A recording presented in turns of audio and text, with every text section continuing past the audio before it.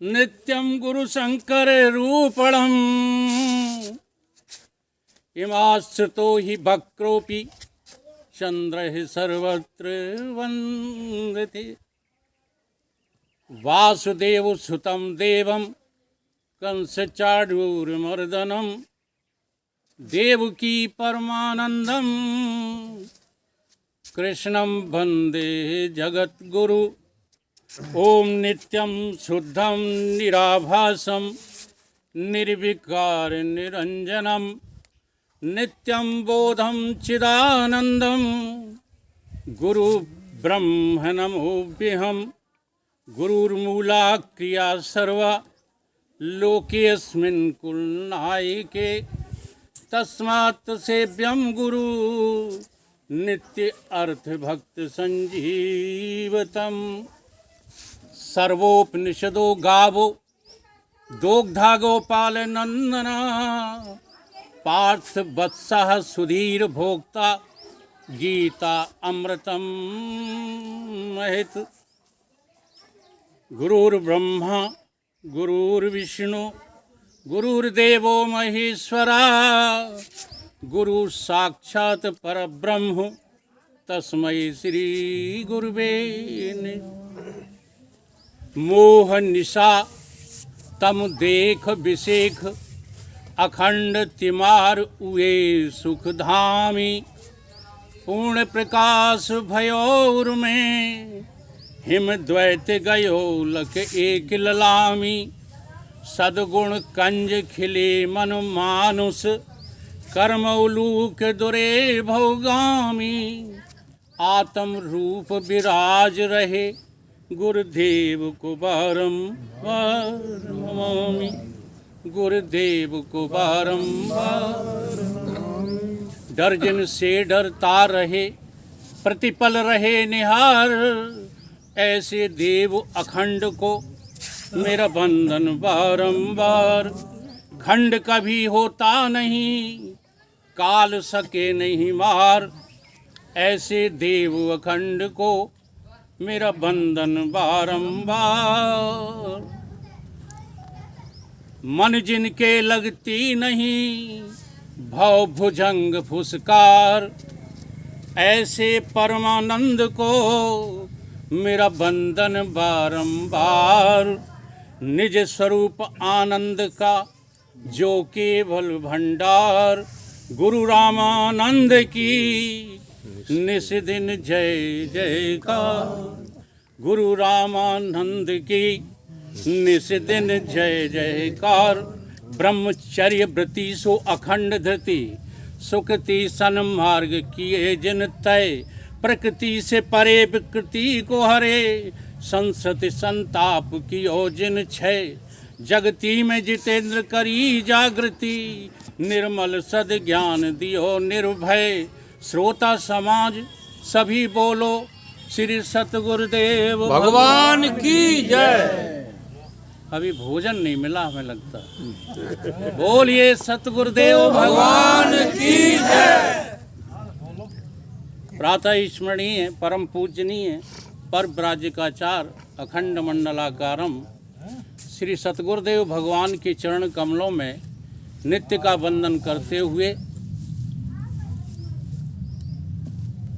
मंचासीन स्वामी मुक्तानंद जी स्वामी हरिहरानंद हरिओम बाबा जिनको हम बुलाते हैं इनका नित्य वंदन करते हुए प्रेमी सभी सज्जनों गुरु भाइयों माताओं बहनों सभी के हृदय में केवल एक सत चित आनंद स्वरूप ही सर्वस्व सर्वकाल है। उसी की दृष्टि से सभी को बार बार वंदन अभिनंदन नमन। हकीकत से मुकुर जाती। देखो यहाँ सभी लोग बोले हैं हम किसी की वाणी का जो है तिरस्कार नहीं करते, लेकिन सच्ची बात तो ये है कि भीतर वाली बात जो है वही निकलेगी जो तुमने पाल रखी है, उससे ज़्यादा तुम निकाल नहीं पाओगे। हकीकत से मुकुर जाती जुबानों को हुआ क्या है, किए जाते हो अनदेखा निगाहों को हुआ क्या है। इबादत में कमी है या खुदा नाराज है हमसे, नहीं होता असर कोई दुआओं को हुआ क्या है। वजह क्या है कि हम ब्रह्म ज्ञान की बातें भी कर लेते हैं, पूजा पाठ भी कर लेते हैं, तीर्थाटन भी कर लेते हैं, सब पुण्य भी कर लेते हैं और जिंदगी का रोना कभी जाता नहीं। इसमें बात क्या है? तो बात हम जो है वहीं से प्रारंभ करते हैं जहाँ की वास्तविकता है। मनुष्य ना तो कर्म करने के लिए आया है, ध्यान करो। 4 चीजें हैं, ब्रह्म विद्या यहीं से प्रारंभ होती है। प्रयोजन क्या है आप लोगों का? प्रयोजन, आप लोगों का विषय क्या है और आपका अधिकार क्या है और संबंध किससे है। जब तक इसको सिद्ध नहीं करोगे तब तक जो है भगवत साधना आप प्रारंभ कर ही नहीं पाओगे। बेकार। हाँ जी,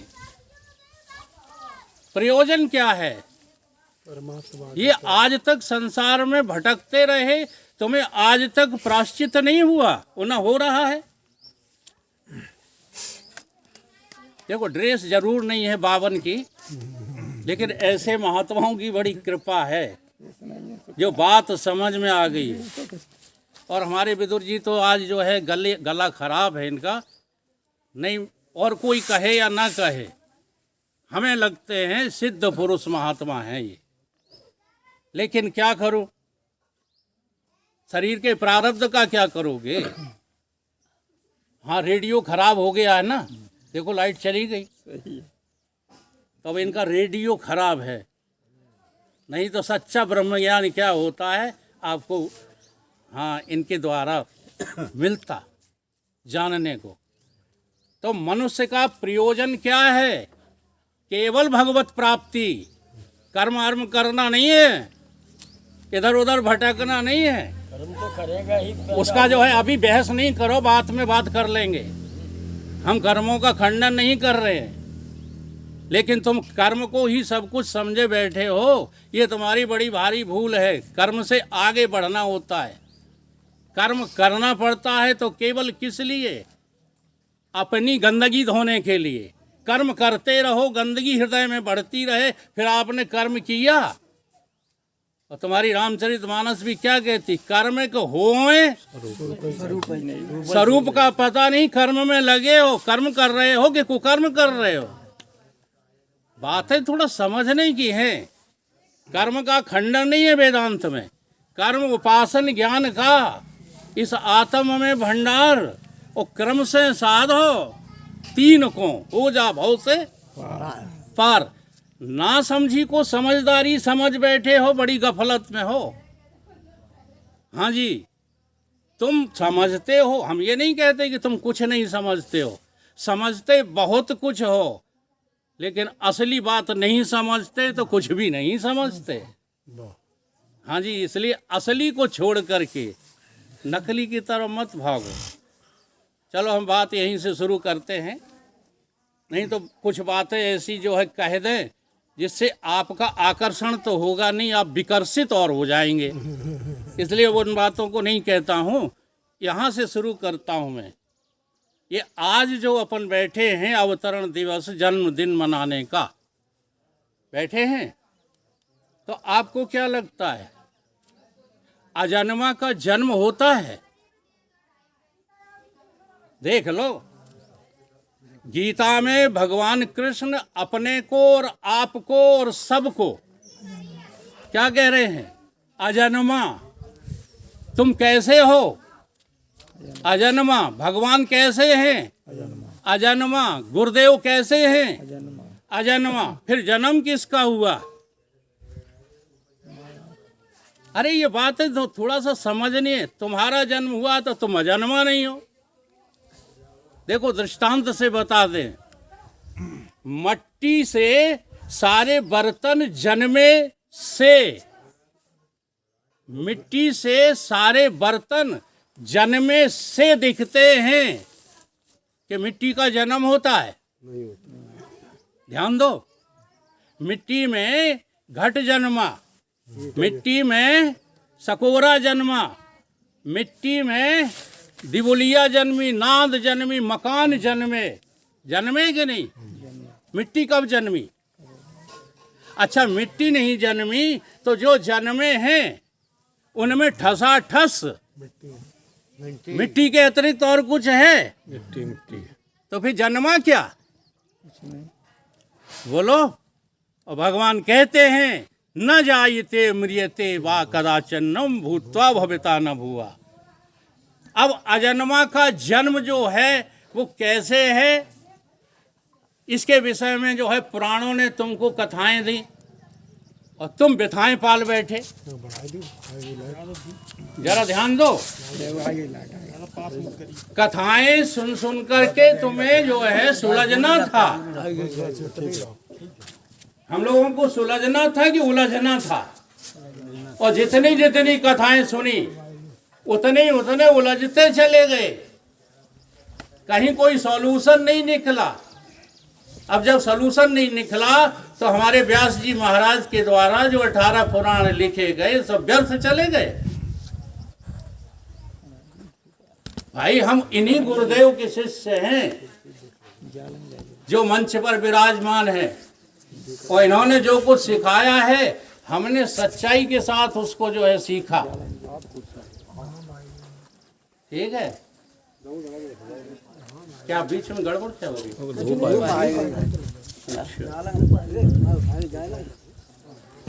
हरिओम हरिओम। पानी कहाँ है?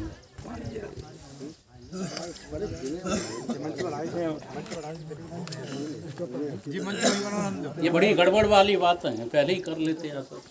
चलो हम लोग यहाँ तक कहने लगे, पढ़े लोग जितने भी पढ़े लिखे लोग हैं कि पुराण तो गप्पे हैं।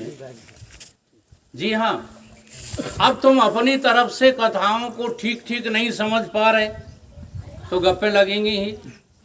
आज हम बात वहीं से शुरू करते हैं। भगवान कृष्ण ने गीता में यहीं से शुरू किया। देखो, मुझ अजन्मा का जन्म नहीं हुआ, केवल जन्म सा लगता है। जैसे मिट्टी का बर्तनों के रूप में जन्म नहीं हुआ, केवल जन्म हुआ सा। समझ रहे कि नहीं? आपकी आत्मा और परमात्मा अभेद है। यहाँ पर व्याख्याएं दी जाती हैं, परमात्मा अलग, आत्मा अलग। ये अलग थलग क्या होता है? ना समझी। केवल ना समझी से आत्मा परमात्मा नहीं लग रहा, जीवात्मा ब्रह्म नहीं लग रहा। नहीं तो आदिगुरु शंकराचार्य क्या कहते? जीवो ब्रह्म हो ना परा। जीव और ब्रह्म ये दो हैं ही नहीं। लेकिन कथा को ठीक से हम समझना नहीं चाहते। गीता में भगवान कृष्ण यहीं से शुरू करते हैं अर्जुन को समझाना कि अर्जुन अजो अपि सन, मैं अजन्मा होते हुए भी। अब देखो, हम तो बिना पढ़े लिखे कुला उड्डू आदमी सच कह रहे, संस्कृत कतई नहीं पढ़े। लेकिन आजकल के आचार्य संस्कृत के अर्थ का अनर्थ करके फेंक देते हैं। अजो अपि सन, क्या कह रहे हैं भगवान? मैं अजन्मा होते हुए भी, ये कह रहे हैं। ये नहीं कह रहे हैं कि मैं जन्मा हूं। अजो अपि सन अव्यय आत्मा भूतानाम ईश्वरो अपि सन। और सभी भूत प्राणियों का, यानी ब्रह्मा से लेके चींटी पर्यंत तक सभी भूत प्राणियों का स्वामी होते हुए भी। एक एक शब्द पर ध्यान दिया जाता है गीता पढ़ते समय, सुनते समय, समझते समय। परंतु हम संतों को बेवकूफ, अपने को विद्वान समझते हैं, इसलिए सब गड़बड़ हो गया। तुम व्याकरणाचार्य बन जाते हो, संतों को तुम बेवकूफ समझने लगते हो, तो सच्ची बात निकल करके फिर नहीं आती। अब देखो, ये सब लीलाएं हैं कि इतिहास है? हमारे पुराणों में भगवान की लीलाओं का वर्णन है कि इतिहास का वर्णन है? यही नहीं पता है लोगों को। लीलाओं को इतिहास बनाए फिरते हैं। लीला क्या होती है? लीला वो होती है कि जो दिखती है परंतु होती नहीं। नटीब चरित करित विधि नाना सदा स्वतंत्र राम भगवान यथा अनेकन भेषधर नृत्य करे नट कोई सोई सोई भाव दिखाई आपन होए ना। प्यारे किसी का जन्म नहीं हुआ, अगर जन्म तुम्हें दिख रहा है तो ये तुम्हारा भाग्य है। इस देखे हुए को सत्य मत समझो, ये बिल्कुल झूठ है, 100% मिथ्या है। मिथ्या इसलिए कहा है कि है तो नहीं परंतु दिखता है, इसलिए जो है बिल्कुल असत्य नहीं कहा। क्या कह दिया? ब्रह्म सत्यम जगत मिथ्या। अब तुम मिथ्या में सत्य को क्यों ढूंढ रहे हो? सत्य को सत्य क्यों नहीं समझ रहे हो? तो उसके लिए भगवान ने कहा कि देखो ये कैसे जन्मा हूं वासा लगता हूं। प्रकृतिम स्वाम अधिष्ठाय, मैं अपनी प्रकृति का अधिष्ठान होकर प्रकृतिम। अब यहां प्रकृति कहा तो तुम तीनों गुणों की प्रकृति समझ बैठे, इसका अर्थ यहां भगवान कह रहे प्रकृतिम का अर्थ है मेरा स्वभाव है। स्वभाव, जी हाँ, मेरा स्वभाव है। क्या स्वभाव है? स्वाम अधिष्ठाय, कि मैं सबका अधिष्ठान होते हुए भी, समझ रहे हैं कि नहीं, संभवामी आत्म माया। ये उन्हीं श्लोकों के पहले का श्लोक है जो अभी दामोदर जी बोल गए। माया जो है मेरे अधीन है। जरा ध्यान दो, माया होती है त्रिगुणात्मक, रजोगुण तमोगुण सतोगुण वाली, और वो किसके अधीन है? आत्मा के अधीन है। और हम लोग किस में बरत रहे हैं? कई माया के अधीन हैं। हम तो बेचारे को हैं, जीव हैं। जीव किसके अधीन बरत रहा है? माया के अधीन। यानी तुम रजोगुण सतोगुण और तमोगुण की गुलामी पसंद कर रहे हो। इन गुणों से अतीत अपने को तुम समझना ही नहीं चाहते। तुम गुणातीत हो कि गुणाधीन हो। और भगवान देखो इतना कहकर के रुक नहीं जाते। आगे भगवान ने ये कह दिया उसी अर्जुन से कि हे अर्जुन, जो मेरे इन जन्म कर्म चा में दिव्यम, जो मेरे इन जन्म कर्मों की दिव्यता को समझ लेते हैं तो उनका क्या होता है कि वो मेरे जैसे ही निकल पड़ते हैं। अब ये जन्म और कर्म की दिव्यता है क्या? जन्म और कर्मों की दिव्यता, जी हाँ, जैसे अभी हमारे भाई साहब जो है तर्क करने लगे बिना कर्म किए कुछ हो नहीं सकता। कर्म अपने आप हो करता ही है। देखो मैं करता हूँ, आप कहिए ना। मैं करता हूँ, ये अभिमानी मान मान स्वयं बन जाते हैं। कपिल देव जी माता को अध्यात्म ज्ञान सिखाते। कोई करता भरता नहीं है, कर्ता पने का अभिमान तुम्हें नोचे काटे डाल रहा है। प्रकृति क्रियामाणान गुण कर्म विभाग सर्वसय अहंकार विमूढ़ात्मा। तुम्हारा अहंकार बोलता मैं करता हूं, मैं करता हूं, मैं करता हूं। कुछ नहीं करते हैं आप। ये बात समझना है, कर्ता कौन है उसकी जो है गीता स्पष्ट जो है व्याख्या कर रही है। अब यहाँ पर अपने दो भाग तो करो, विवेकी तो बनो। हम विवेक को जगाना नहीं चाहते, इसलिए हमारा जो व्यवहारिक विवेक है वो भी गंदा हो गया। हमको जाने कितनी चीजें पसंद होने लगी, भगवत प्राप्ति में कोई इंटरेस्ट नहीं। भगवान ही हमारे अधिकार हैं, इसमें कोई हमारा मन नहीं चलता। और हमारा संबंधी जगत में कोई है नहीं, ये हम वैराग्य को प्राप्त नहीं हो पा रहे। हमारा संबंध जगत से है ही नहीं। जी हाँ, अगर तुम अपनी मैं को पहचान लो तो और उसके लिए करना क्या पड़ेगा? करना ये पड़ेगा कि जो मामेति, जो तुमने ममता जगत की ओर मान रखी है, इसका परित्याग करना पड़ेगा। त्यक्तो देहम, भगवान उसी जगह पे कह रहे हैं कि देह का त्याग करो।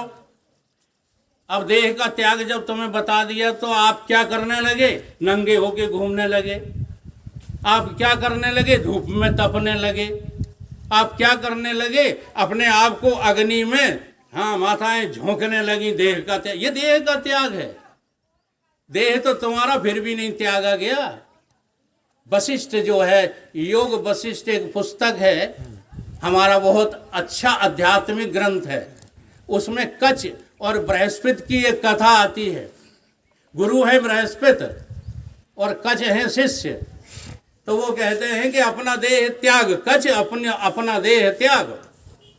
तो कच जो है कपड़े उतार के फेंक देता है। फिर भी कहा गुरु ने, तू अपना देह नहीं त्याग पाया, तो कमंडल फेंक आए, लंगोटी फेंक आए। फिर भी गुरु ने कहा, तू अभी अपना देह नहीं त्याग पाया, तो अग्नि का कुंड तैयार कर लिया और उसमें कूदने को तैयार हो गए। गुरुदेव ने हाथ पकड़ लिया। ये देह का त्याग नहीं है। देह अभिमान गलते। अच्छा तुम देह हो, जरा इन पर अनुभव तो करो। अनुभव नहीं करते, बहस करना चाहते हो। बहस करके भगवत प्राप्ति के रास्ते पर आप आगे नहीं चढ़ सकेंगे।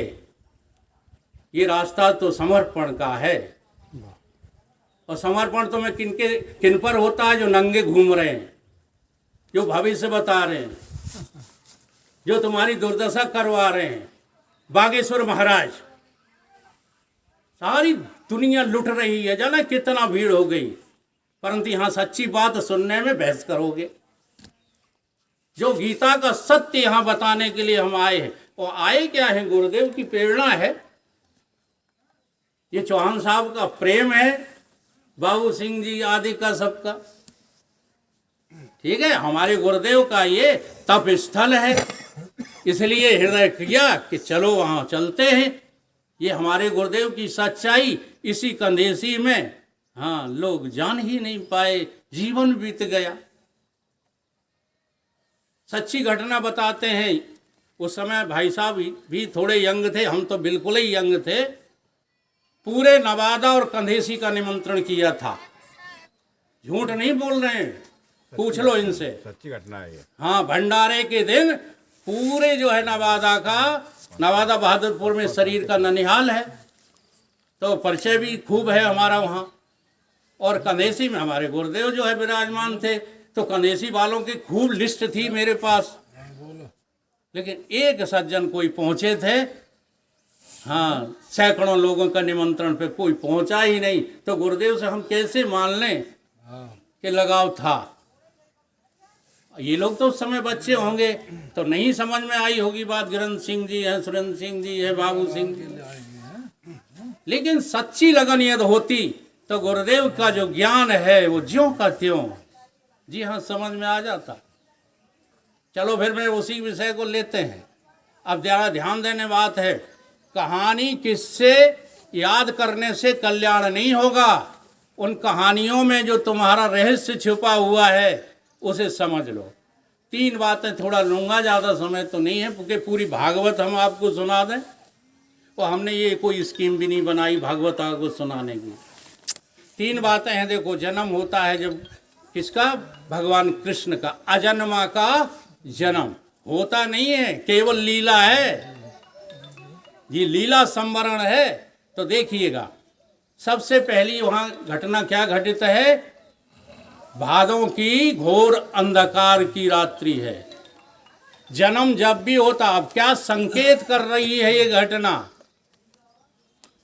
हमारे पुराण, हमारे शास्त्र आपको संकेत देते हैं सच्चाई का, न कि इतिहास बताते हैं। तो क्या संकेत कर रहा है कि भगवान या तुम या भगवान, एक ही आत्मा के अनेक नाम हैं। तुम देह माने बैठे हो तो देह आत्मा हो, तुम जीव माने बैठे हो अपने को तो जीवात्मा हो, और तुम गुणों को जो है अपना स्वामी देख लो तो ईशात्मा हो, और सबसे रहित और सबके सहित अपने को ठीक से समझ चुको तो आत्मा ही तो परमात्मा है महाराज। इसी को आदिगुरु शंकराचार्य कहते अभेद दर्शनम ज्ञानम। अभेद दर्शन का नाम ही क्या है? ज्ञान है, और इसी का नाम भक्ति है। स्वस्वरूपा अनुसंधानम भक्ति रीतव्य धीयते। पता नहीं कहाँ की भक्ति करते रहते हो, अभेद की तो कोई बात ही नहीं करना जानते हो। भेद भेद भेद, भेद से तुम्हें परमात्मा नहीं मिलेगा। भेद करने से तुम संसार में ही भटकते रहोगे। इसलिए जो कहा गया द्वैतम भयम भवति, द्वैत दिखता है, द्वैत सिद्ध नहीं करना।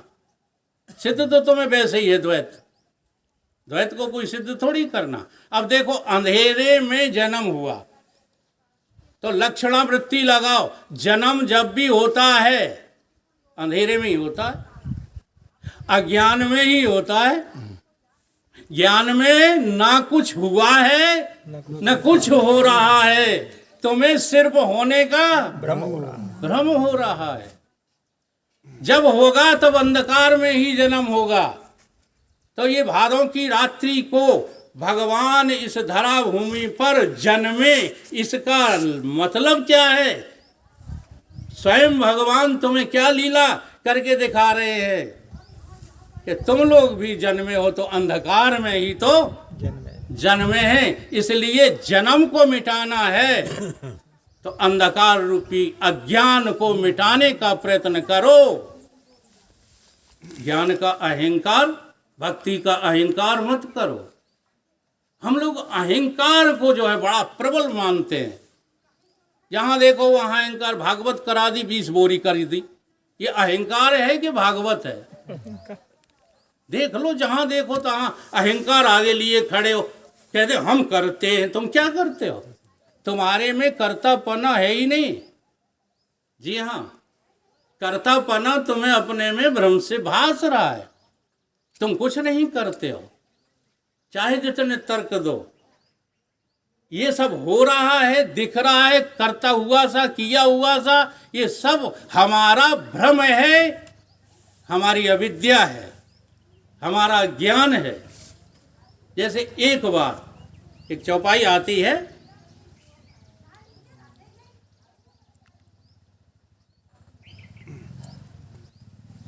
झूठऊ सत्य,